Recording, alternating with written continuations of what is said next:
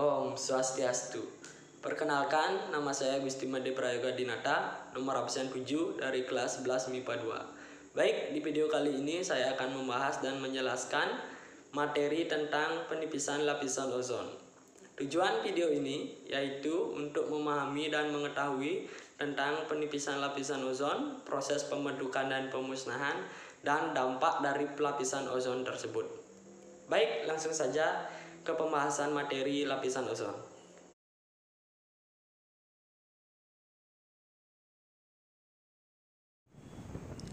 Lapisan ozon.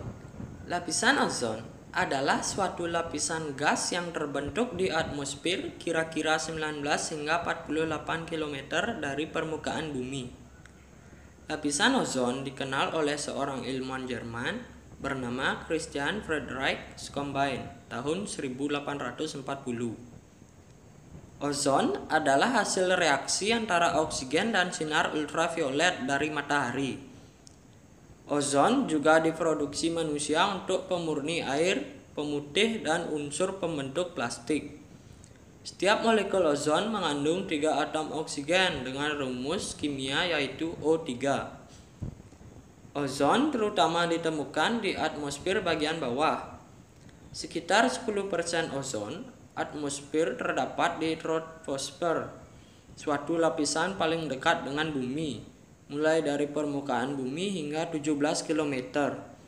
Sisanya 90% terdapat di stratosfer, terutama antara bagian puncak hingga ketinggian 50 km. Lapisan ozon berfungsi sebagai alat perisai bumi dari sinar UV berlebih yang dipancarkan oleh sinar matahari. Selain itu, berfungsi menyerap serta membalikkan sinaran UV berlebih yang dipantulkan oleh permukaan bumi ke luar angkasa. Lapisan ozon di stratosfer. Ozon terbentuk atas bantuan sinar UV yang memiliki energi lebih besar daripada cahaya tampak. Tahapannya, radiasi UV diserap oleh oksigen diatomik atau O2 yang berlimpah di atmosfer. Energi ini mampu memecah ikatan kimia oksigen diatomik atau O2 sehingga menjadi atom oksigen bebas yang bersifat reaktif. Prosesnya seperti berikut. Oksigen diatomik atau O2 ditambah UV menjadi oksigen bebas ditambah oksigen bebas. Proses ini sangat penting, di mana sinar UV sudah disaring dan atom oksigen bebas tersebut akan bergabung dengan oksigen diatomik. Prosesnya seperti berikut. Oksigen diatomik atau O2 ditambah oksigen bebas menjadi O3. Di saat yang sama, ketika O3 terpapar oleh radiasi UV, ozon akan menyerap radiasi UV dan ozon terurai menjadi 2 bentuk oksigen. Prosesnya seperti berikut. O3 ditambah UV menjadi oksigen diatomik atau O2 ditambah oksigen bebas. Oksigen monoatomik yang terbentuk bergabung lagi menjadi satu molekul ozon dengan menghasilkan 2 molekul diatomik melalui reaksi seperti berikut. Oksigen bebas ditambah O3 menjadi 2 oksigen bebas. Begitulah seterusnya, proses pembentukan dan pemusnahan ozon terus-menerus. Materi selanjutnya yaitu lubang ozon. Pada tanggal 1950, para ilmuwan memperkenalkan senyawa baru bernama chlorofluorkarbon atau CFC dengan rumus kimia CF2Cl2 atau freon. Sejak itulah dimulai proses kerusakan ozon dan ada para peneliti telah menemukan adanya lubang ozon dalam atmosfer. CFC dapat berada di stratosfer selama 100 tahun tanpa mengalami penguraian. Di lapisan ozon atau akibat radiasi UV oleh matahari, CFC terurai membebaskan atom-atom klorin atau Cl dan bereaksi dengan ozon lalu mengubahnya menjadi oksigen biasa atau O2. Pada proses ini, klorin bertindak sebagai katalis sehingga memungkinkan terbentuknya kembali atom klorin di akhir reaksi. Seperti berikut. 2O3 ditambah klorin atau Cl ditambah UV atau ultraviolet menjadi 3O2 ditambah klorin.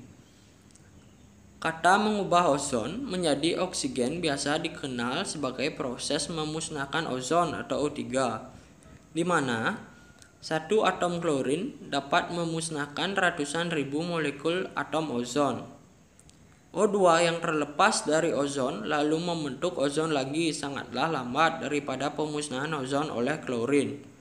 Selain penyebab utama penipisan lapisan ozon oleh CFC, diduga ada beberapa gas yang juga dapat membuat ozon menipis seperti karbon monoksida atau CO, gas karbon dioksida atau CO2, dan asap yang dihasilkan oleh pabrik. Selanjutnya yaitu dampak penipisan lapisan ozon. Yang pertama yaitu meningkatnya penyakit kanker kulit dan katarak pada manusia, merusak tanaman pangan tertentu, memengaruhi plankton yang akan berakibat pada rantai makanan di laut, dan meningkatnya karbon dioksida akibat berkurangnya tanaman dan plankton. Sebaliknya, terlalu banyak ozon di bagian bawah atmosfer membantu terjadinya kabut campur asap yang berkaitan dengan iritasi saluran pernapasan dan penyakit pernapasan akut. Dampak yang kedua yaitu mengakibatkan pemanasan global atau global warming. Gas karbon dioksida atau CO2 memiliki kontribusi paling besar sekitar 50% terhadap terjadinya pemanasan global. Diikuti dengan CFC 25%, gas metana atau CH4 10% dan sisanya gas lain.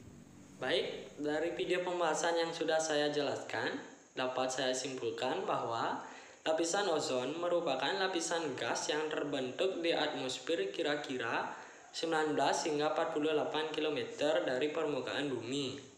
Lapisan ozon dikenal oleh ilmuwan Jerman yang bernama Christian Friedrich Schonbein, dan lapisan ozon tersebut secara terus-menerus mengalami pembentukan dan penguraian.